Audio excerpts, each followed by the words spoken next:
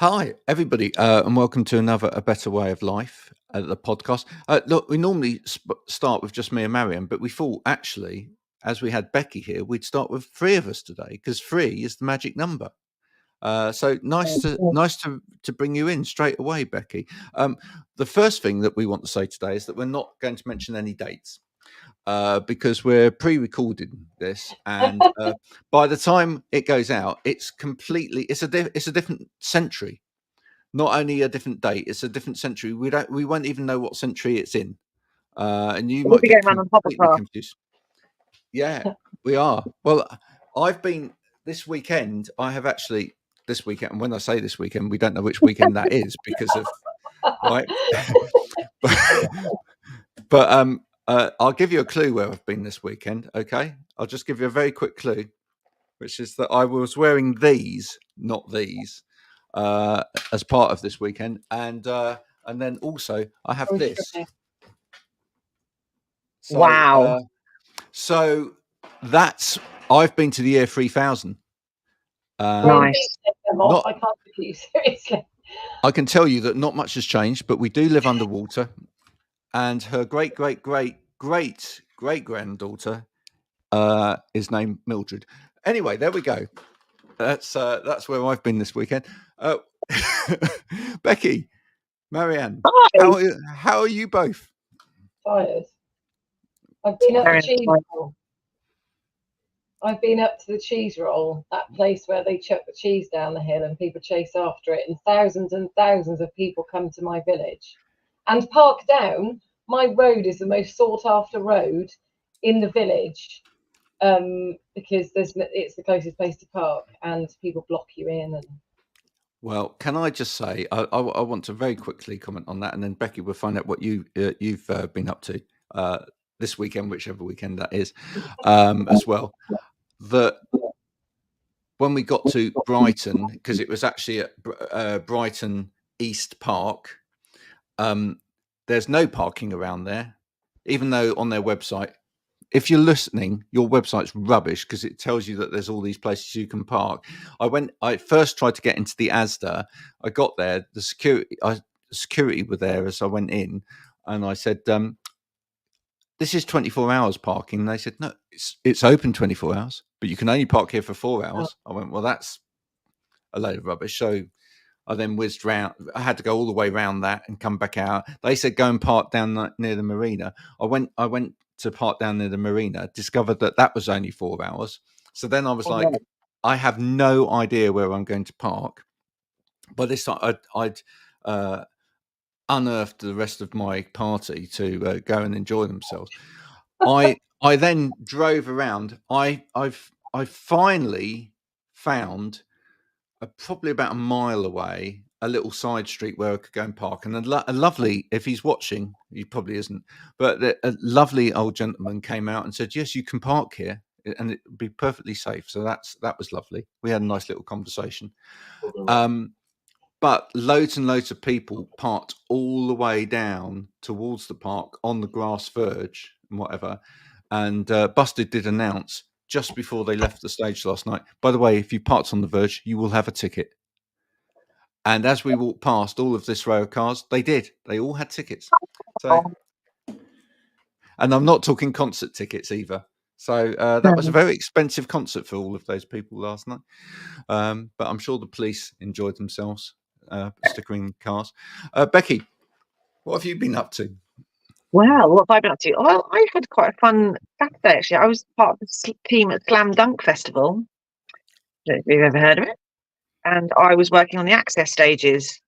It was brilliant. Such a great day. I've never done it before, not been to Slam Dunk. I lucked out on the stage I was on. It was amazing. It was all ska and punk, and it was just fabulous. So I had a brilliant day, and it was so accessible. I was so impressed with how accessible they've made it to make sure that as many people as possible can go and enjoy it. So yeah, that's what I did.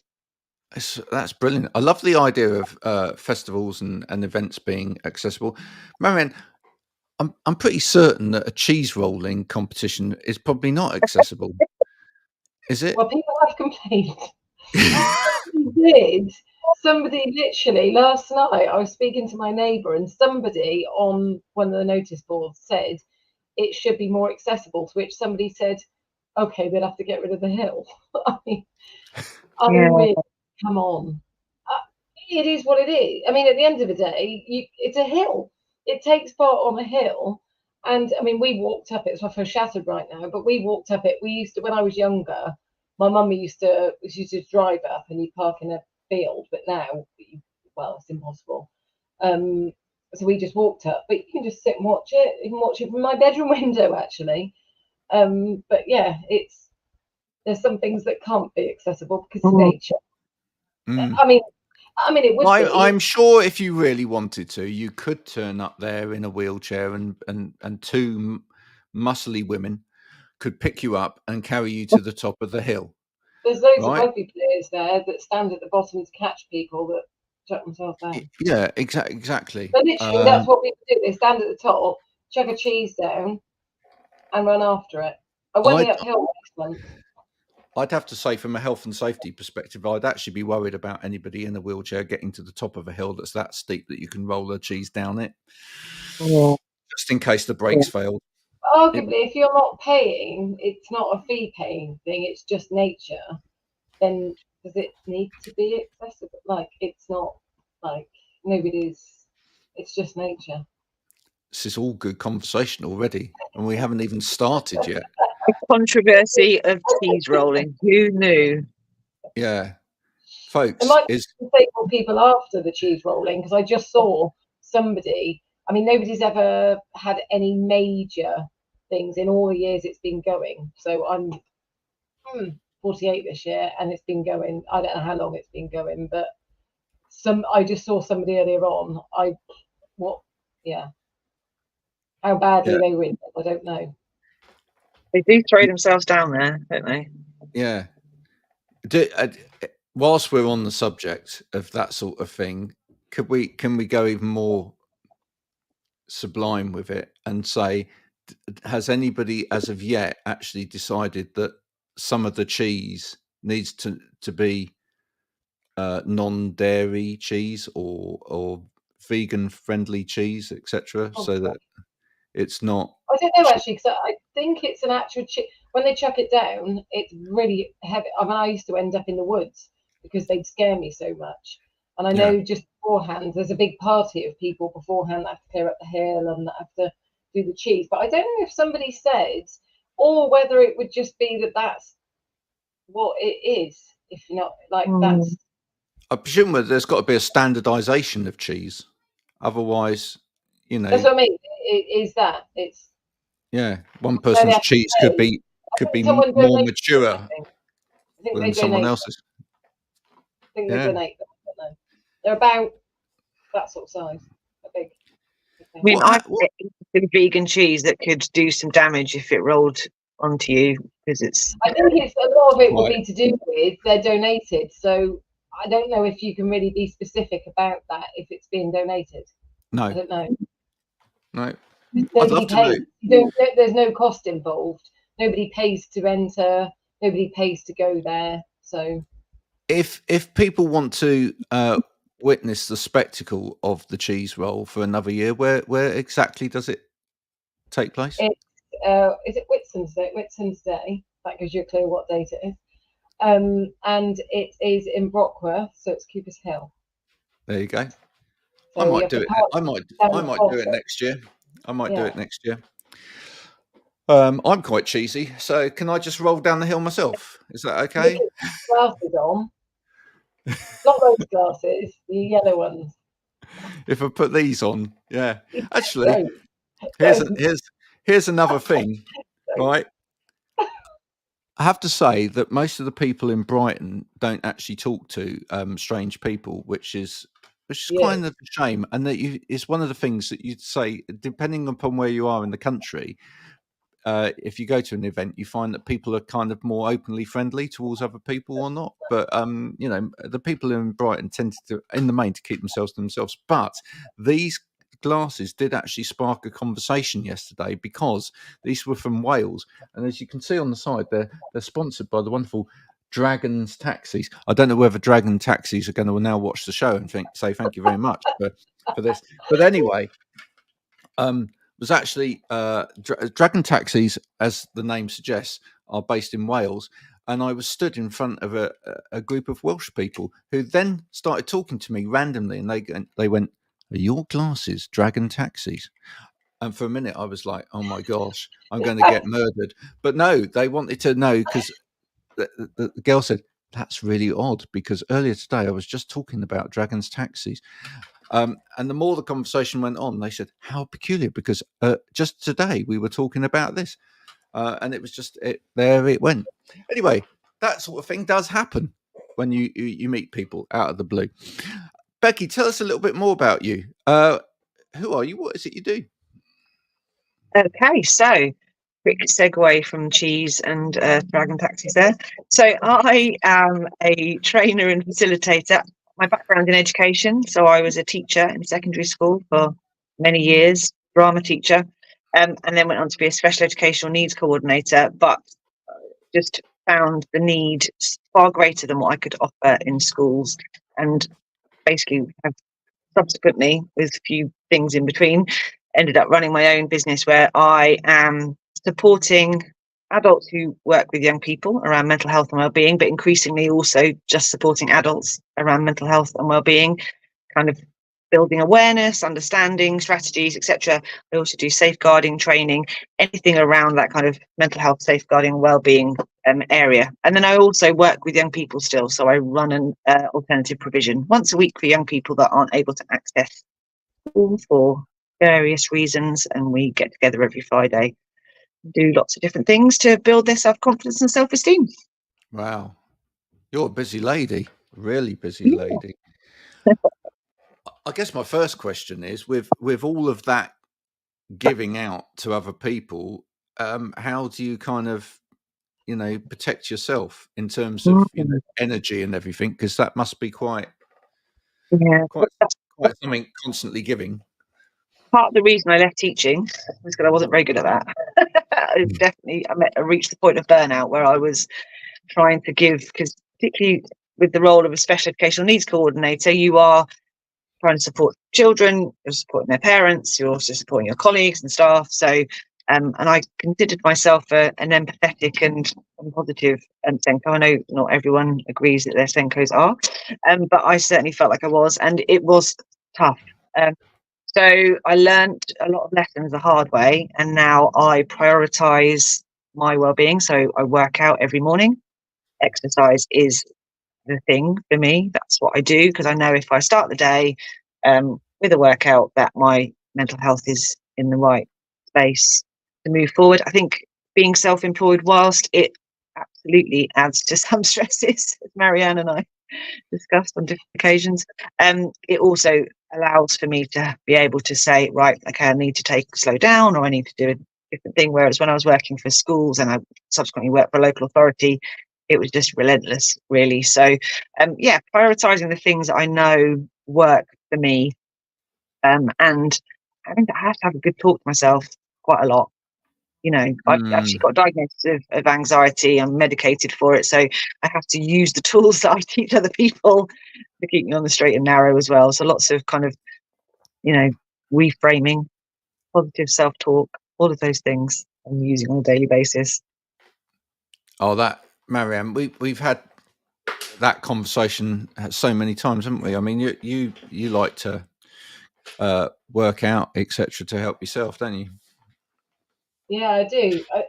I don't know if mine's for the same reasons for me, and I had this conversation this morning, that I set my alarm for 5:45 this morning, but I looked on the website for the gym and it said 6 on Monday, and it went, might vary for a bank holiday. And I thought, well, can you tell me whether it is or not? Because it didn't say. So then I thought, where should I go with this one then? And so in the end, I sort of did some work when I woke up. And then Oliver said he'd come with me to the gym. So we went for 7, only because he wanted to go to Tesco's and get some stuff out on me after. But I know for me, though, if I start my day off by going, so I always say, right, I'll go if I'm not going to a Pilates class. But for me, it just gets me up because of the procrastination. I just have to just do it. And if I've committed to it, even better if I book for a class, but they don't have that. I've complained because they don't have many Pilates classes in the morning, which then they should have them really, because it's a really good time. But no, it's odd because I read something the other day, and it wasn't. It was my friend Rob Dial was saying about when you're going to go to when you get up for work. If you're working from home, you should get dressed as if you're going to work. But I think as a trainer, it's a bit different because I don't really do much Zoom stuff. So for me, I don't ever sit at my desk wearing my clothes that I train in because I don't feel comfortable. So for me, I always dress as if I'm going to go to the gym in the day, so that at any point I may go to the gym, if that makes sense. Because if you've got to if you've got to make the conscious decision to get changed into your gym stuff, it's one more hurdle to have to go down. So I think, like you said, and I know for me, I talk about this a lot, and I know people probably think, oh God, here she goes again. The whole diagnosis thing, for me, it wasn't the diagnosis. It wasn't a label. It wasn't a badge of honor. It was that being able to understand, having the right manual, but also then to be able to say, well, actually, now that I know that I do this. So I saw somebody shared this morning how to deal with procrastination. There was like a list this long. And I said, these are great. I said, but I've also had to teach myself that I'm probably never going to achieve that list. I won't. And I know that staying on top of procrastination is going to be a lifelong thing. It's going to be, because I know there's always going to be that tendency, and I think you'll see it, Becky, and I think Graham, don't know, I think it might be slightly different here. From when I was writing this course the other day, I go down to the minute detail, and I go into this perfectionist bit, and I have to sort of step out of it. Graham, I think you're better, and I refer back to why it's great having you now, because I go, so hence my dance the other day that I was doing. I can't do this, and I have to walk away. Then I come back and you'll say, can you just literally write a list of everything? You've said to me about prioritizing before, and I've said I can't, because they're all, it's like the highlighting the whole of a book when you've got ADHD. But you'll help me see the wood from the trees, because I just go, all of it needs doing, and I can't. So yeah, I think that, and Becky, you probably, I say, suffer with that. It's that feeling like you've got to do all of it because you failed otherwise. Yeah. Which is probably why you are so good at what you do, but also not good, because you get those people you're working with. I think what's really interesting about that is that I think that there's a rightness to that and there's a wrongness to that. I use those words which are made up, but I quite like them in this instance, because I think it's great that there are people who genuinely prioritize everything in their head, because and sort of hold that in a way, and that is, in a way, is a strength, because you're not going to forget about something. You are prioritizing it for clients, for example. If you're doing that for clients, you are making sure that everything is important for them, and there is something really great about that. However, you can't literally prioritize something when it comes down to time. You can't, because time is finite in terms of A and B, and therefore there has to be some form of priority, which is what you're prioritizing now as opposed to then. Yeah. So it's good in a way that you're holding that there and going, all of this is important. All of it's got to be done until all of it settles. You know, I've got to keep it on my plate. And I'll be honest with you, I'm exactly the same. I keep everything on there, and I like to hold it up. Sometimes we've had conversations before, and you sort of said, I said, yeah, but this is a course I'm writing. Like, that's there, and it's not a priority. Then I've got marking. Marking's the bane of my life because it isn't really a priority. But if it never becomes a priority, it, you know, then you've got other stuff. So I sit there and look at it all, and I go, well, and then I have to just know. I almost have to know that my head is always going to have to work on lastminute.com. I can't. It literally, and I do wonder if people that are self-employed, whether it works for people if they're not, because it's almost like you have to, because the other side of it is, I think, like you said, when you're an empathetic person, you also, that is almost part of the stress. But if you weren't that, so if somebody then messaged you, and the same as you, Graham, because I know you're the same, and we've had the conversation, and says, can you help me? I see so much on LinkedIn, as you all do. And I just think the reason why we're successful, I praised myself there, by the way, is because we aren't the ones that have this list of do's and don'ts, because that wouldn't work for us. Because ultimately, I spoke to my friend earlier on about the crazy amounts some people charge for their service, and I'm talking crazy amounts, and that just wouldn't be us, because you'd want to make it accessible, Graham, and Becky, you would too. So we're kind of always going to be what we are, but that's what makes us. Yeah. Becky, can I ask in this, do you feel like that part of the problem though is that everybody's got their own priorities? Everybody, again, back to my favorite subject, everybody makes assumptions, right? So everybody assumes that they can have one narrative and that narrative is going to be carried over by everybody else, even though that's, you know, my life is not the same as your life, is not the same as somebody else's life, etc., etc. And ultimately, part of the problem here always comes down to communication and boundaries, which is that somebody will throw something at you. You kind of in your head almost feel that you've got it right and go, I'm prioritizing this, this, and this. And then somebody throws a narrative at you or conversation at you and goes, here, I want this done. And you suddenly go, that's a priority for them. So now that has to shift and become a priority for me. Whereas actually what we should be doing is going, hang on, I already have my set priorities. I will put yours into the stack, but it has to sit here because I've already prioritized all of this. This time is already allocated. I can't shift from that. So it has to join the queue. Yeah. Is that part of the problem? I mean, definitely. I mean, I'm a massive people pleaser as well. So add that into the mix. And it's like, oh, gosh, do you need me to do something? Yes, absolutely. I'll do that for you. Don't worry about me. I'll stay up till midnight doing all my other things, which is another reason why it was so difficult when I was a teacher, because I was genuinely just doing everything for everyone else and then up planning my year 9 Macbeth lesson at stupid o'clock because I'd done everything for everyone else.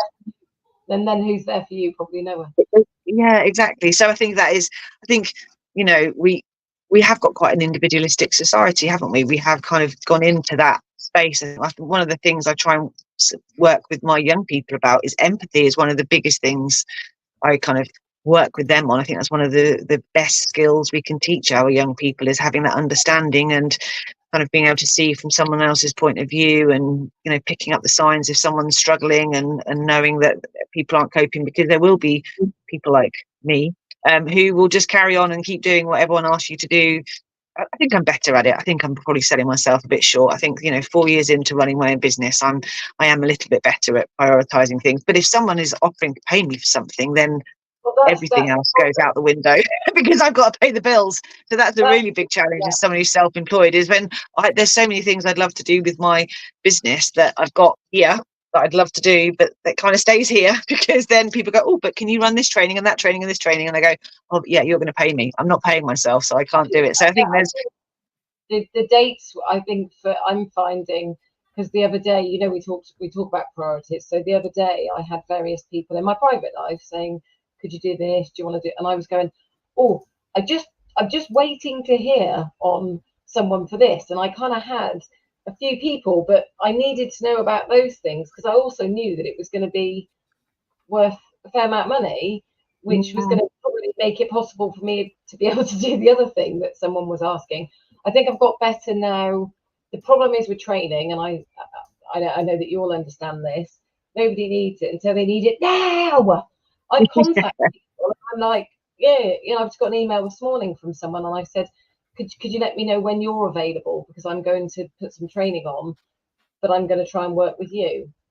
To which I've got a whole load of questions. I thought I've sort of just thrown it open to you, and so I'm getting better, and now I try to word it, because I say, right, I've got this on and this on, and I need to now. What I do is what I practice, what I preach, which is I need to know by this date.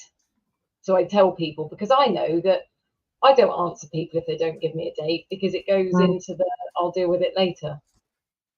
So now I say to people, I've got quite a few people wanting to book me, and if you want to get to me, and you want to have as much choice with the dates, could you let me know by this date? But I quite like doing that now. It makes me feel a bit more in control. And it's true. Yeah, that's a good move.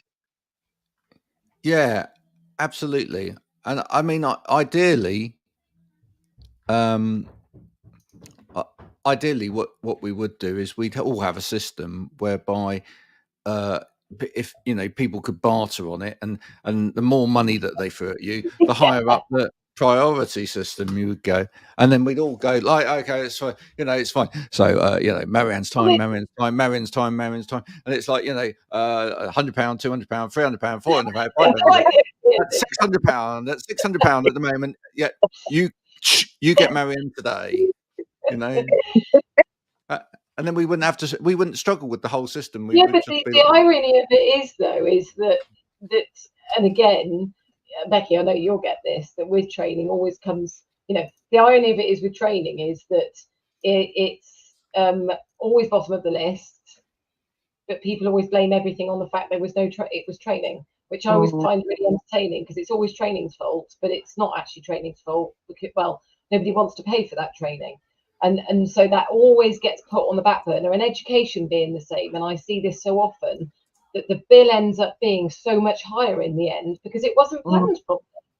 It wasn't planned properly. So ultimately, whether it's training and somebody could have had a more choice of date, or whether it's in schools, because I know what you deal with, and that I think I have some of the issues that you have, possibly with your kids as well, that I have with mine, that actually it's not the teacher's fault.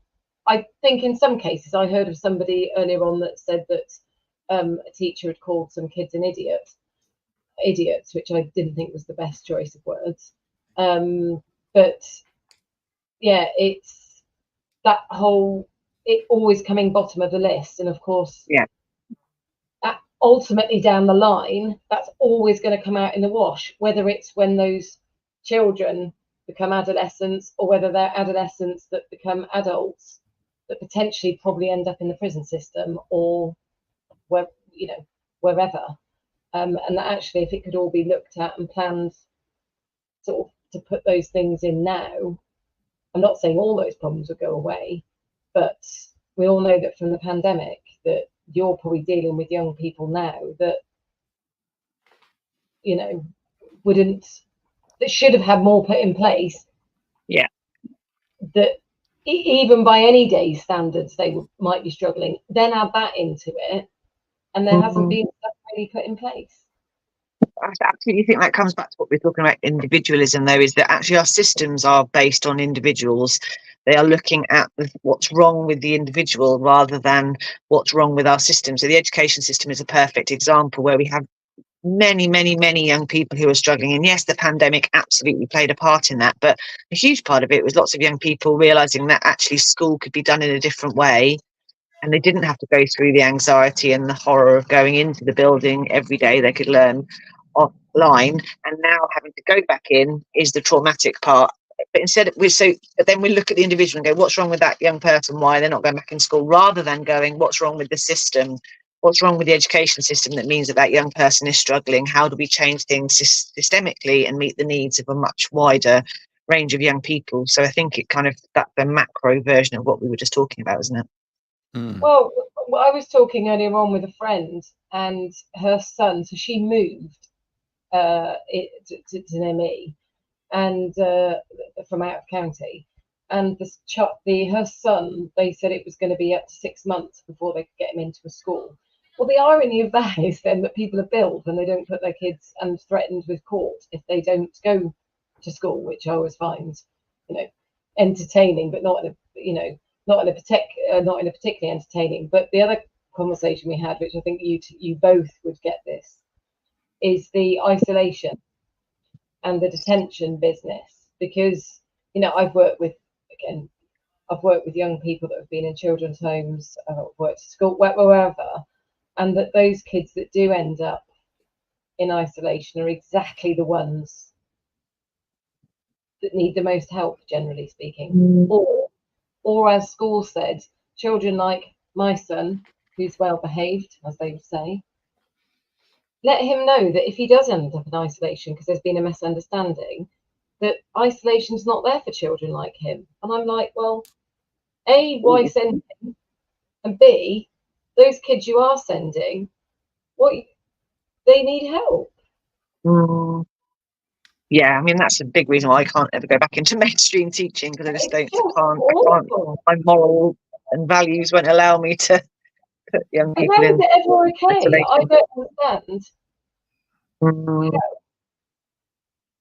Yeah, I think you just get institutionalized. I've been there. I've been in a senior leader in a school, putting young people in isolation, thinking that's what we need to do, because you've got 1,300 young people in a space. And I think most of the time it genuinely comes from a place of, we need everyone to feel safe and to be able to learn. I get that, but it's very short term fix for a long term problem, which I think is that schools have got far too big.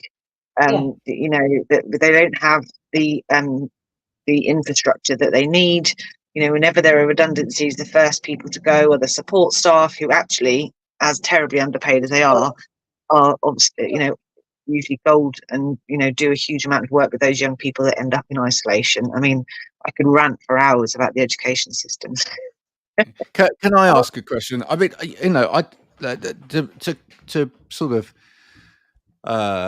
sort of almost play devil's advocate, or sort of come against that a little bit, which is, let's be fair. I mean, some schools are better than others for a start, and also, it's probably not necessarily the people's fault who are part of that system, because the system is bigger than they are, etc. But I do wonder whether, when you say as schools grow, but as I've noticed a little bit, as schools grow into now these academies and these big trusts and everything else, are the people making the decisions getting further and further and further away from what's actually happening on the ground, as it were? I don't have any animosity towards the people actually on the ground doing the work. In fact, we can go even further back and say, if the government weren't so obsessed with grades and results, then we could have a very different system. Because at the moment, that isolation is to ensure that the other students can learn. Absolutely, I get that. But if we weren't so obsessed with those 11, 12 numbers it is now that we get at the end of GCSEs, maybe we would be able to find a way that was a bit more empathetic and caring to support those young people that end up in isolation. Absolutely. I mean, my son said to me that they used to have study that if they weren't having an exam, they would, previous years, they could come home so they could study. But bearing in mind he's had glandular fever, and so he's still suffering the aftermath of that, where he gets tired. He said we used to be able to, but because I think his school now, they've got the best, I want to say best achieving or best improved or something rather in the country, because I went there and but he said we're not allowed to now because those grades went up. So literally what they're saying is quantity is the most important thing, and it's not putting I said I ran on LinkedIn the other day, putting young people in a building for the maximum amount of time is not necessarily going to equal maximum what's it called, maximum learning or best grades from that, because it won't, they're tired. It's interesting because there are some conversations beginning to happen in business about maybe just maybe that the primary goal shouldn't be fiscal. Maybe that's not the most important factor in the world, and maybe actually it's okay for an organization to be measured on success in terms of maybe things like people being happy. Well, this is it. as opposed to the bottom line. I still think even in business we're a long way off of that. I think most businesses will still look at the bottom line as the the thing. I mean, ultimately with schools, it strikes me that the bottom line is still fiscal, even though it's meant to be about education. It's about actually, if you want to take it to political level, it's about, are we as a country doing as well as other countries of a similar look and feel, and therefore and are we producing? And actually it's about, it goes back into the business, are we producing world-class citizens of tomorrow who will lead industry of tomorrow and make as much money as possible tomorrow? Which isn't just about, but a lot of that is though to do, isn't it, with being a well-rounded person, not necessarily having Yeah. I think a lot of businesses would argue that we're not actually preparing young people for life in a lot of ways. We're preparing them to remember things. So if you want lots of people that can memorize stuff and regurgitate it in an exam, then brilliant. We're really good at that. But in terms of the reason I got out, probably the same as you. yeah, in terms of actually learning about life, I'd quite like to have learned a bit more about mortgages and understanding things like that, and getting into debt and credit cards and stuff. Actually learning about life. We don't. I think, and managing stress. I mean, I sort of thought I had in the same week, one doing stats, the other one doing GCSEs, and as my eldest, as the one teacher said to him the other day, if he didn't mess around as much, which he doesn't massively, it's called like being happy. Heaven forbid you might be at school, you might get better grades. And I tell you what, if I'd been there, I'd have said, well, actually, if you'd supported him as an education system and a school, he may have actually achieved. He messaged me the other day and said he was feeling a bit worried and because he was tired. And I thought this was amazing. He messaged me back and I said, look, sweetheart, I said, we can look at it. It's not the end of the world. I said, my 18th birthday, I got a U in one of my exams and I teach people now. And he messaged me back and he said, you know what I do? He said, I just say to myself, you're alive, Samuel, you're alive. And I thought, how amazing is that? Yeah. He takes it right down, autistic, takes it right down to the bottom line, which is, I'm alive. Yeah. I thought, wow, how amazing is that? Interesting. But I mean, let's take it back to where we were a few minutes ago. Are we actually teaching? We say, for example, a child gets homework. We now have an app, and the app pings us a message and says, your child hasn't started their homework yet, and it's probably because they only was set it today and whatever, and which is why they've not started it yet, or their teacher has even forgotten to set it. And then we look at the child and we say, have you got on with your homework yet? Oh, I don't need to do it yet. Oh, right, all that. Blah, blah, blah. But are we actually picking up on your point as well, Becky? Are we actually teaching kids real important skills like prioritizing, time management, all of those different things? And then actually, for those that may be neurodiverse or whatever, are we then picking up on the problems and going, well, actually, this person struggles with time management or organizing things or whatever, and actually there's a reason for that, and actually therefore we need to help them with that in a completely different way. And if we started helping them with that really early on, then actually that would help throughout life and going into business and everything else. I just think it's, I mean, let's not even start with the fact that all the research suggests that homework is pointless and actually doesn't help. children learn. The Sutton Right. Trust. The Sutton Trust Stop. have done Why lots of did I bother research. doing it then? Why did I do know. it then? You know, the Sutton Trust have done loads of research into the different interventions that help learning, and homework is very low down. So not only is it stressful for the young people, it's also teachers don't really like setting homework either, to be frank, because then they have to mark it, don't they, Marianne? They don't like Well, I don't marking. know. Come on, I actually quite enjoyed some homework though. And then I guess the other point I would make is that we are also forcing these young people to do so many different subjects. I know we don't want to kind of, focus them too early on and give them options, but 13, 14 different GCSEs or so many different subjects that, it's very difficult for them to be motivated for all those different things. I know it was for me. When I do the teacher training, it is, and some people say, "Well, I was really rubbish at school," and I say, "Should we just have a look at this?" Because I'd get like 40, 50-year-olds saying this, and I'll say to them, "Okay, so we then look often at the teacher wasn't motivated." I said, "Well, chances are you were never going to be anyway, and also if you're not interested in something, then you're likely." I tried to get mine to be interested in languages. Not interested in the slightest. I was, but that was me, and I was. But it's you're right. I've got, I know Sammy now wants to go and do music at college. That's all he wants to do. He literally doesn't want to do anything else. And so I said to him, look, so if he got his marks, and I said, as long as you get them, you can go. And I haven't fought it. I've not listened to anyone else with their kids getting grade. What's the highest nowadays? Is it 9 or 1? 9. I'm not even listening to any of those.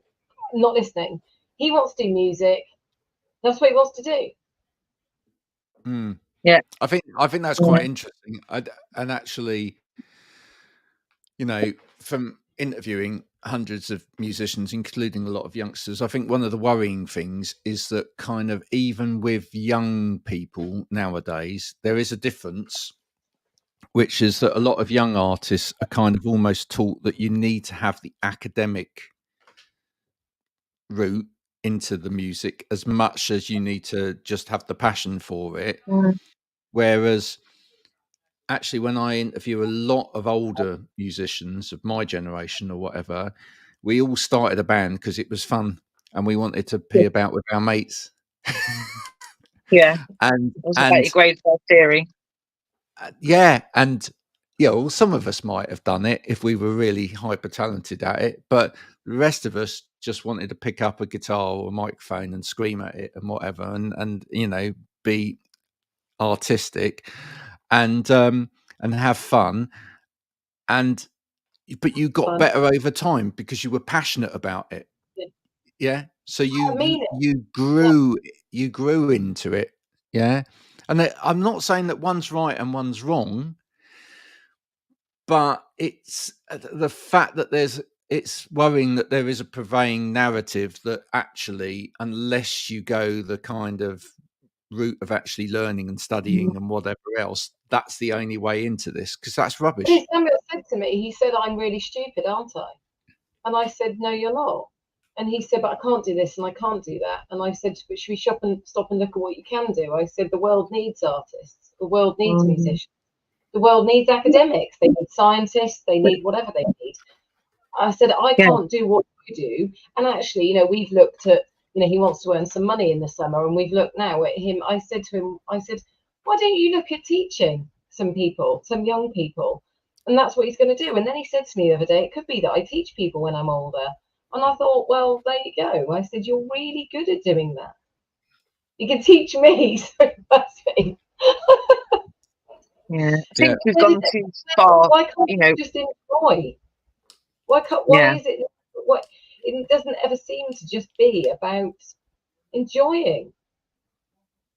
No, I think we've gone, I'll call it the Michael Gove factor, but he did kind of make a big change in education around focusing on the academic and having to get your language and your humanity and your English and your maths. And what I do understand, not necessarily what Michael Gove said, but I do understand that previously we maybe had said to young people who came from the wrong background or were in the local comp and not in the grammar, this, academics isn't for you, university isn't for you, and that's wrong. I completely understand that we needed to move away from that, but I think we've gone too far the other way, where we now say everyone has to go that route.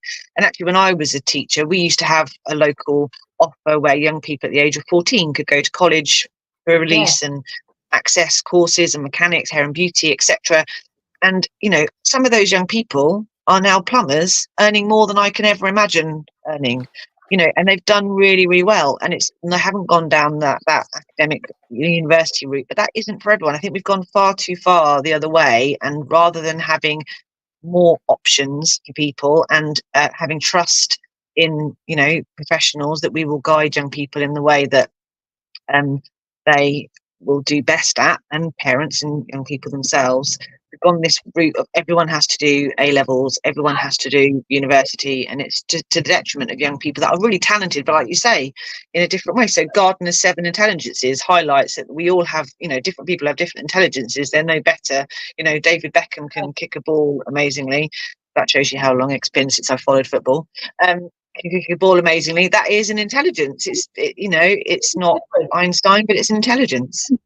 But the maths, I thought Samuel's now stressing about the fact, he said, I won't get my GCSE maths. So he can't even just be where he's at now because he's worried about a door not being able to be opened for him to go and do the thing he absolutely loves because of some stupid GCSE that, all things being told, let somebody just do functional skills maths, because I'm pretty sure I've never used trigonometry since the day I passed my maths.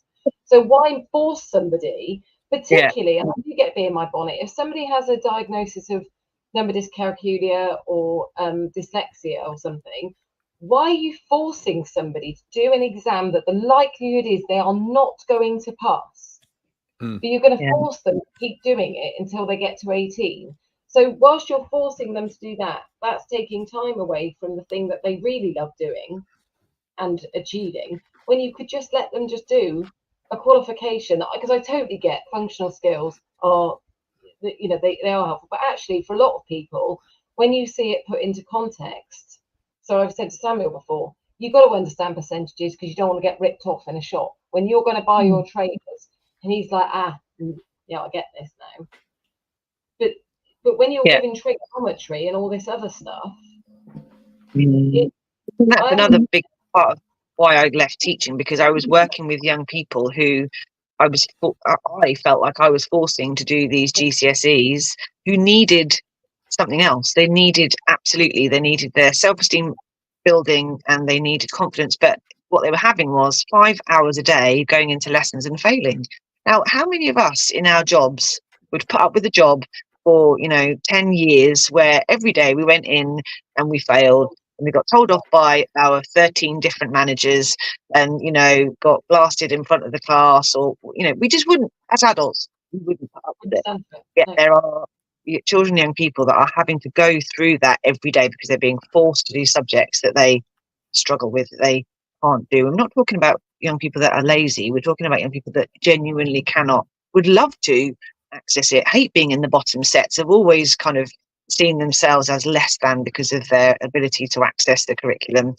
And how do you lose that once you get to 16? That's 16 years of that kind of feeling of failure, and that's what breaks my heart. I was teaching for young people that had been in hospital provision for their mental health, and there was, I'm talking people with eating disorders, self-harming, who literally were having to come in to retake their maths. And I was thinking, this is absolutely insane.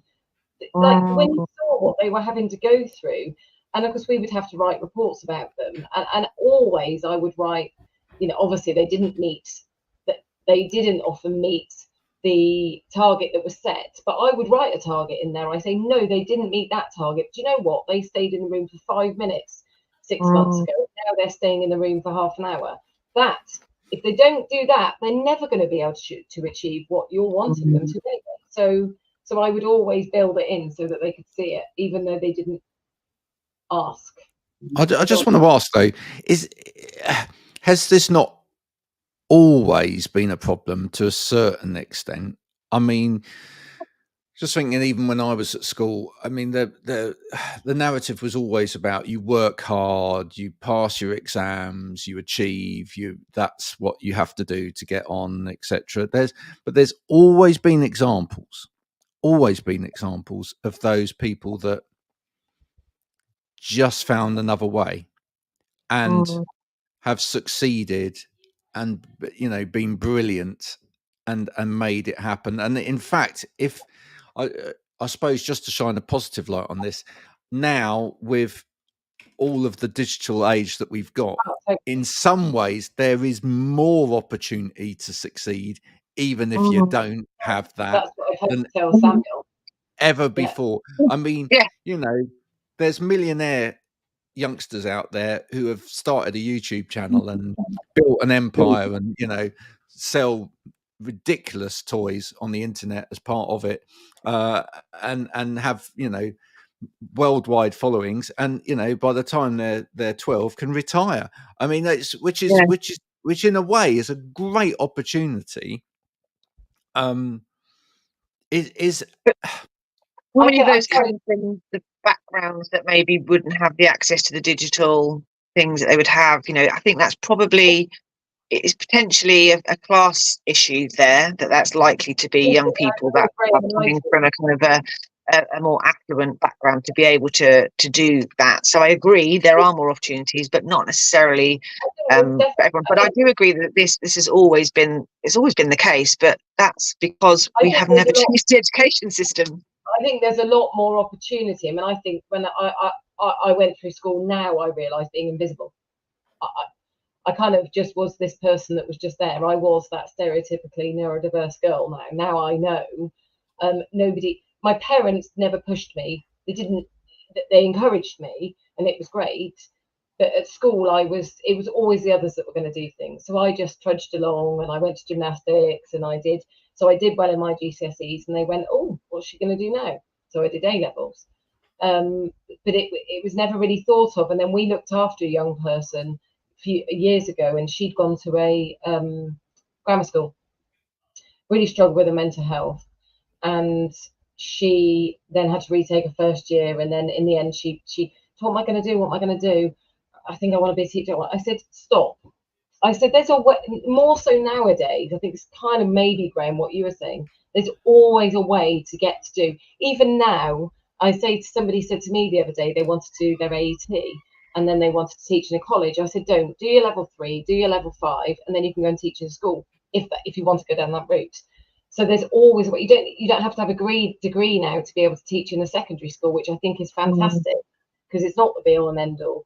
So I think that's where it is ever better now, that if it doesn't work for you at age 16 and it's all gone wrong, there are so many different routes. I think maybe that's what you were getting at, Graham. I agree, but I think it's about having the right people around you to have those conversations with, isn't it? You don't know what you don't know. That's the challenge. Yeah, it just doesn't help when you've got teachers that have got managers that are saying, you need to do well, you need to do well. Like the teacher that said to Samuel, you know, if you worked a bit harder and then seemed shocked, they've got pressure on them for them to make them. But making people do well, you can't make somebody do well. You can't make them. Well, here's kind of an interesting. We're closing up because we're running out of time. But here's an interesting kind of question to kind of finish on today, which is, if in a world in the year 3000, if we actually could run a social experiment where we actually said to a group of children, for every class you could choose, right, how you're taught in school, or you could choose to be taught online by whatever you can find online, they'd possibly they'd say, well, actually, I picked that lesson because with this teacher, because I really enjoy that. But I expect they might pick some lessons to be taught online. Do you think they might actually do better? And if the answer is yes, then does that not tell schools that they may need to change their thought process about how everything's taught? Still the option though, because mine didn't like being taught online, hated it. Yeah, it wasn't real. Actually, no, the one said if it was live lessons, that wasn't too bad. But his school didn't do live lessons, and he said, I don't know that person, so it's got no context. And I No. get it. There are schools that run like that, Graham. There are schools where young people Really? choose whether they can go to a lesson or not, and they have much more flexibility in their learning. They decide what they want to learn. They decide their, the behaviour. They probably don't even call it behaviour sports, but I can't remember the name of the school. But there are schools that do exist like that. Now they have to be small by dint of the fact that you couldn't have 1,300 students doing that, because it would be a Chaos. nightmare. It takes a long time, but it's possible. I think it was my son that was writing an argument for English a year or so ago, and he said one of his arguments was, what else do we have in our society that hasn't changed since the 1800s, that hasn't progressed? And the education system is one of those few things where we all still sit in rows, face to front, teacher talks, and as much as we have lots of different fads that come through teaching, assessment for learning, stuff like that, it's still basically the same, isn't it? We have to change. We absolutely have to. I don't know when it'll happen. Who will be brave enough to do it? Will the 4th of July bring a new face of education? I doubt it. But we can't carry on. Was it Einstein that said the definition of insanity is doing the same thing again and again, expecting a different outcome? That's what's happening. That's why I'm going to keep shouting about it, because adult learning's changed. So really, yeah, it's got to change, because we aren't getting the best from our young people, is what I say. There's lots of young people that love education, or do really well in the system that is there. That's not to say that we should burn it all down, but let's be a bit more flexible, a bit more circumspect about what our neurodivergent young people need in particular. The Finnish model is amazing. If you've ever looked at the Finnish education model, where they have a trained special educational needs teacher in every class. Everything is mainstream, not necessarily special schools, because they coordinate together and they teach in different groups, and all teachers have that training and have that understanding. There are ways of doing it, but we've just need to have leaders that are brave enough to do it, because it will mean a whole change. It's not tweaking. There's no tweaking involved. Well, Becky, Marianne, that's been insightful conversation today. We've gone from busted to cheese, rolling, effectively solidified lard down a hill, to changing the education system. One could argue it's all one and the same. Why was the 4th of July picked for it, by the way, just before we go? Was there a reason? For the election? General election. General election. Yeah, Why but was it picked? Was that just by chance, given what date it is, or? I have no idea, actually. No idea. I don't know why the 4th of July, like Independence Day. Independence from what? There we go. We'll find out on the 4th of July. But thank you. That's probably stirred some conversation amongst people out there. If it has, we're not saying, we didn't give any reasons by which we would change the education system. We're just surmising that maybe something needs to change. If you've got any feelings, comments on that, please do. If you think it's brilliant, if you think the education system is fantastic the way it is, you're wrong. No, I mean, do comment as well, and let us know. And by the way, as we pointed out, no one's having a go at individual teachers or people that work tirelessly to educate people, because they do a fantastic job, and they are literally following the system that they have to follow. But just saying that maybe somewhere in there, some people might be out of touch. Maybe. There we go. Until next time, thanks for watching A Better Way of Life. We'll see you again next week. Same time, same place. Bye for now.